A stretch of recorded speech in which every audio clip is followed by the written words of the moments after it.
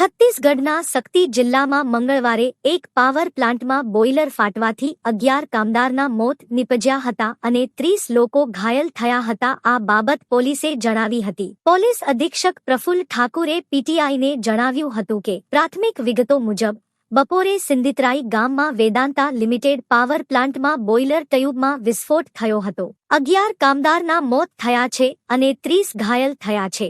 આ સાથે તેમણે ઉમેર્યું હતું કે 3 પીડિતના ઘટના સ્થળે જ મોત થયા હતા, જ્યારે અન્ય લોકોએ હોસ્પિટલોમાં સારવાર દરમિયાન દમ તોડ્યા હતા. તેમણે જણાવ્યું હતું કે ઘાયલોને પડોશી રાયગઢ જિલ્લાની હોસ્પિટલોમાં સારવાર આપવામાં આવી રહી છે.